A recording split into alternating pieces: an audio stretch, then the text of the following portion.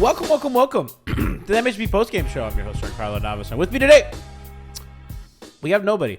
It's it's a holiday. People are off. We were supposed to do hangover time today, but hangover time got moved because Alf had to attend to a work matter. So we tweeted out the schedule at MHB on Twitter. If you don't follow us, check out over there for all our schedules. Hangover time will be on Wednesday against the New Orleans Pelicans, so that'll probably be a more fun game as well. You know, it'll be a more normal start time than I think everyone is. I think everyone's more used to. And listen, you get Alf instead of me, and I think that's the real win today, right? You don't get me hosting hangover time. We keep it Alf. But Miami Heat lose today, 113 to 121 to the Hawks. It was I thought it was one of the more interesting games of the season. Incredibly frustrating if you're a Heat fan. I think, this is a game that you want to have. New York and Indiana lost today. You could have moved up to 6 in the standings, and you don't have a game against New York yet. Like, you haven't played them. So you could really create some separation, once you start getting to play them. Obviously, Indiana, you have the tiebreaker over. So just a bad day. They come out looking flat. They look slow. They look, honestly, a lot has been made about Spo and kind of the Spotations and everything today. I thought they were a little unprepared in the first half for what Atlanta had. I thought they came into the game with the mentality of they were going to be able to do kind of what they did last year, which in their credit, they did toward the end. But I thought early on Atlanta kind of came with some new stuff, and they just were not ready. I thought one of the things that the Hawks did was they were getting into sets very, very quickly. And Atlanta plays at the second slowest pace in the league. And teams that tend to have like high volume pick and roll guys always are like that, right? It's like Luka Mavs are the slowest team, and then the Trae Young Hawks are right behind. It's always kind of teams like that. And if you're Miami, that plays into your hands. You can kind of switch and muck things up. You play to your pace. Atlanta in the first half was getting into sets very, very quickly. They were pushing pace a lot. What happens is that Miami can't get back to their matchups when Atlanta's pushing in transition. So you end up with Caleb on the wrong guy, with Bam on the wrong guy. And all of a sudden your switching doesn't work as well if the guys who are supposed to be where they are now not in the actions that you need them to be. So they went to the zone a ton, which I thought Atlanta did a really good job of kind of picking apart with their ball movement. Just Trae in general kind of pull-up shooting kind of neuters that a bit as well. So they, in general, were very equipped to stop the zone, and they kind of forced Miami into that with kind of their pace. Second half, Miami doesn't hit a single thing in the first half, by the way. The offense was just non-existent. You really didn't get much out of, you got nothing out of Tyler in the first half, like absolutely nothing. Jimmy was really the only guy on offense that you could have relied on in the first half.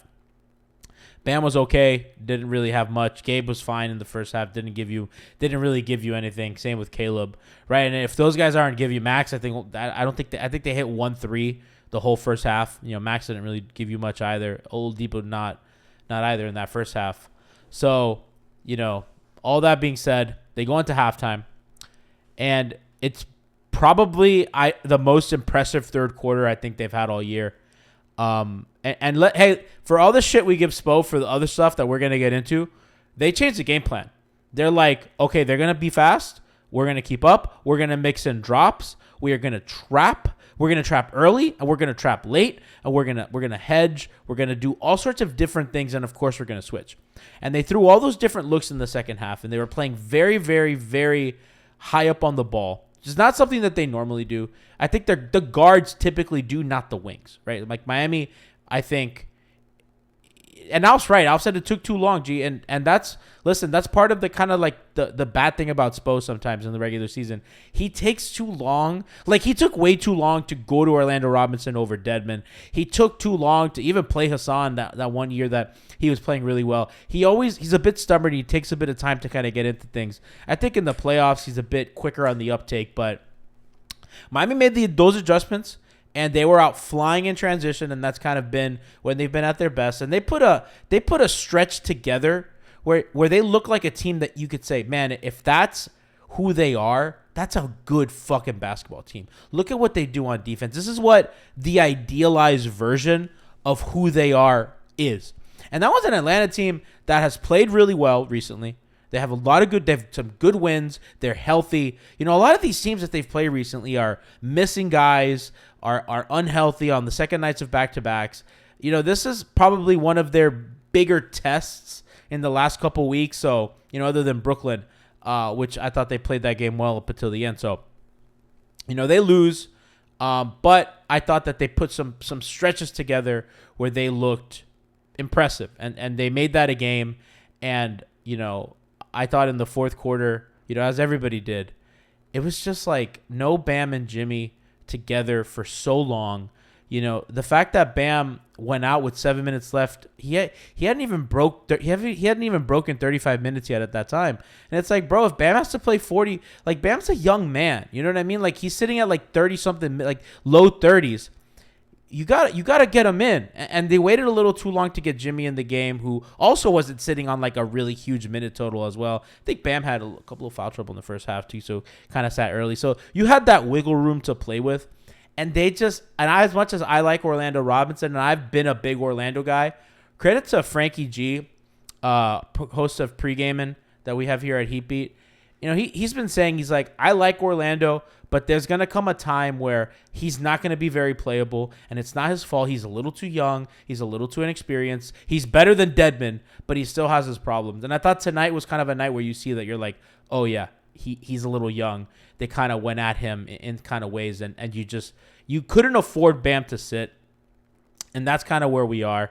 And Crab's like, are we really back to Spotation stock? I don't want to do that. I'm just kind of talking about, it was strange. It was a bit strange.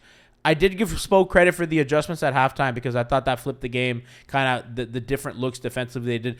And they forced Trae Young into, 10 or 11 turnovers? They have that man in hell. That man's figured out. That man had 10 turnovers tonight. He had 24 on good shooting, so credit to him. The 11 free throws is something that if you're the Heat, you gotta be careful on that. That foul by Caleb, that reach in, when they got it to 4, that was a really, really bad reach in. I'm not as mad. I'm more mad about the ways not the first half. I'm mad that they lost on an inbound that when they had a timeout, and I'm not gonna sit here and shit on Depot. He's not the guy that usually inbounds for them in those pressure situations. That's usually Kyle. And when Kyle's not there, Depot's now in that position. And, Atlanta, I thought, defended that pretty well. Nobody really got open. Had the timeout. I don't know how communicated that was, but it's not a position that he's used to being in for this team. And he probably hasn't been that guy for a team in a while. And even when he was like the star in Indiana, I don't think that's something that he did a lot. You usually want your best player on the ball. So it's unfortunate. It's just another way that injuries show themselves, even while they're playing well without Kyle, because Vic has played so well, it kind of shows up in areas like that where, the wrong guys are doing the things that they're not used to. So it's just unfortunate and frustrating. Couple like weird fouls at the end there, that double team in the fourth quarter, when I liked when they were throwing the doubles in that third quarter because it came as a surprise. Atlanta now knew that was coming. And when you get Trae Young on the wing, he's walking the ball up slow. He's using clock. So he knows that double's coming. And that gets a little predictable. And I thought they kind of played into it a little bit because eventually he got the ball back with Bam kind of on his side. And that was just a one step to beat him. The Bab's obviously out there. Then the backline, Capella, Tyler's on him. That's an easy lob. So you kind of shoot yourself in the foot there. You want to double late, not early in those situations. I know that you're scared because the last possession he beat Caleb on the dribble. He kind of had the reach in. You got to trust your guys to be able to stay in front of him. And if you can't, then you can't. You know what I mean? You send help and you make a guy hit a three or something. But to give up a lob at the rim like that off, I think an ill-timed double. Again, for as good as Spo was for the second half adjustments, I think that I thought they looked a little unprepared to start. And I thought some of the rotational decisions on a night where guys didn't have too many minutes, wasn't good. Victando in chat says Cal always takes a timeout better than a 5 seconds. Absolutely. And he's more used to that because even in Toronto, he always inbounded the ball, right? Because it was always to get it to DeMar or Kawhi, so he's great players don't tend to be inbounders, right? Like Shane Battier inbounded for the Big Three Heat. It's Gordon didn't even inbound, you know what I mean? As good as it was like justice, right? It's guys that, usually Spo likes size or kind of like that veteran kind of savvy that Kyle has. So not to shit on Depot, just frustrating. New York lost in Toronto in overtime today, against a team, by the way, in Toronto that is not look very good and is below 500. The Knicks lost at home, right? So the Knicks lose to a sub 500 team at home. Indiana lost to a Giannis-less Bucks. The Giannis-less Bucks, the Giannis and Middleton-less Bucks that Miami beat up at home.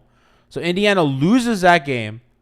That's when that was in Milwaukee. So the two teams kind of the team in front of you and behind you, both lost. You could have really created some separation. It's just frustrating, man. And I have no doubt that they'll come back on Wednesday and they'll play well and they might even win against a good Pelicans team that's kind of struggling right now. They're 5-5 in their last 10. Not as good as they were to start the season, but still number 3 in the West. But listen, the Hawks are better than they were last year in some ways. You get DeJounte and he kind of figured some stuff out. They hit everything, and I mean everything. And you were just a little flat-footed, right? You were just a little flat-footed to start. And Tyler was just so... I mean, Tyler had... What did he have? 2 field goals. There was that 3, that really big 3, which I was scared of him taking. And then that little floater kind of deep in the paint. And he also forced a technical on Trae Young. So I guess we can count that point for him. So we'll make it 6 points for Tyler Hero. But I think that's just the story of the match. And if I'm a Heat fan, I don't come away from this game thinking, yeah, we can't beat that team like a lot. Like I think you saw, other than that first half where they were just hitting everything, that second half, especially that third quarter, looked more like how they did in the playoffs when they played each other. And I think Miami knows that they can get Atlanta into playing that isolation-heavy game. And, again, if not for that bad half and not for a couple things, you kind of take that. They're going to watch the film. They're going to know. I think it does kind of bring up and maybe, I'm not trying to like sunshine pump or be overly positive, but, maybe this opens their eyes a little bit to, maybe we need a bit more from our backup center position. Maybe as much as Orlando is an improvement over Dedmon, maybe we need to look like maybe for another upgrade. Maybe their eyes are open in the trade market, the buyout market, all that stuff. So I thought today was the game that it really reared its head, and it was incredibly obvious. Chat's asking if I'm alone. I'm alone, baby. The MLK day. People have the day off. We're going to do hangover time. We decided against it last minute, and I'm here. What Fig says, if only we didn't get into a deep hole by halftime. And that's the shit, man. Like, they're not what they were last year, which was, a really elite team who was the 1 seed. They're trying to get from 4 to 6. That's like the target range that they're going for this year. And 4 is getting pretty out of their grasps, like, quicker and quicker. So, I mean, Philly's there. Philly's about 4 games up. That's a lot of ground to cover. They haven't played Philly at all this season, so you can make some of those games up. You have Cleveland ahead of them as well. You don't have to leapfrog the Knicks and the Cavs. Cavs have right now a 1-0 advantage over them right now. I think Cleveland won today, I believe. So yeah. So they're going to be another game up because they're 3 games back now. It'll be 4 because of the Miami loss today, and Cleveland did win against New Orleans. So. Frustrating. You needed this one. You're better than that team. I think the record says you're better than that team. I think we all know that they're better than that team. I think they know they're better than that team. And listen, as Alf said in our group chat today, you gave Trae Young and DeJounte Murray happiness today. That's inexcusable.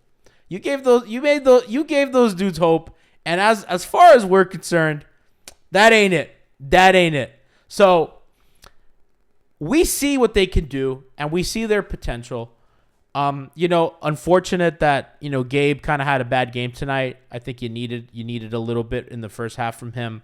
They managed in the second half. Defensively in the second half, he was very good, but kind of tonight, you need a little bit more from him. Max's minutes have continued to climb, and, Tiff brought, I hung out with Tiff over the weekend. MHB had a little reunion. Tiff brought this up that the Max minutes are really climbing. He only had 27 tonight, but he had played like 40 minutes in quite a few games in a row.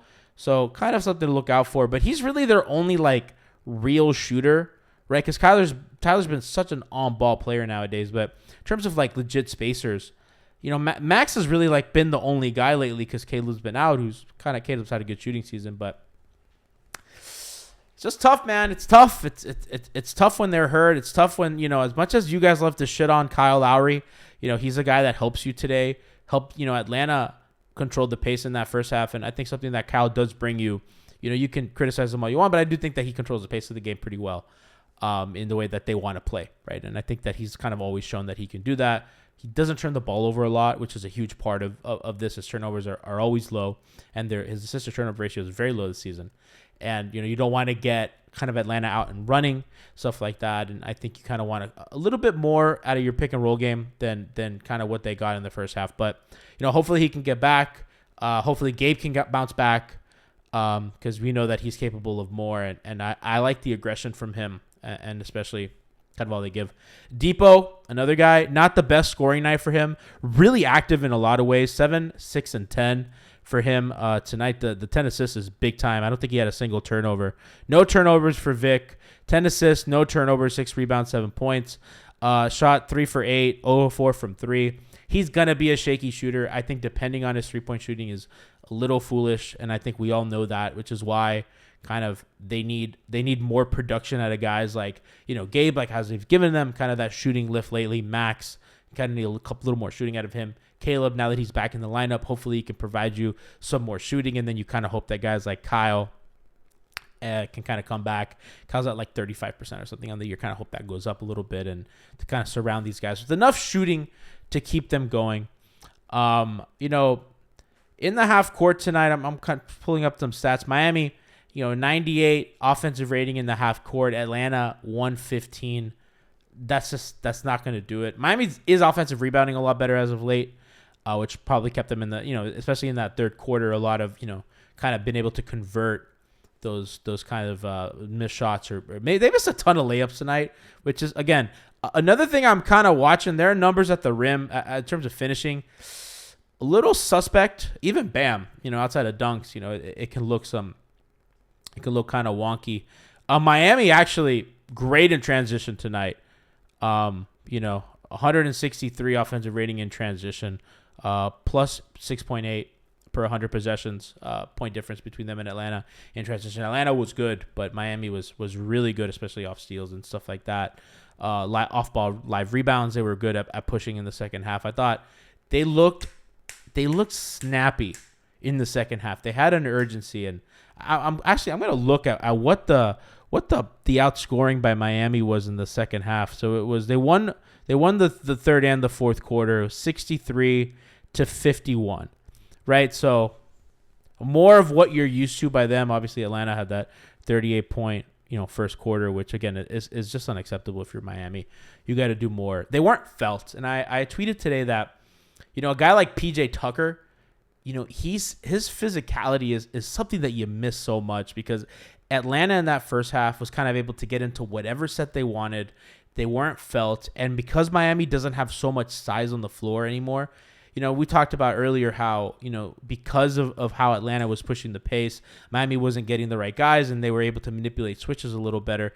There used to be no place to hide, right? Because PJ and Caleb and Jimmy and Kyle and Bam, they're all so physical and demanding, and even Depot in the playoffs for them. Those are so many plus defenders that are really, really physical with you.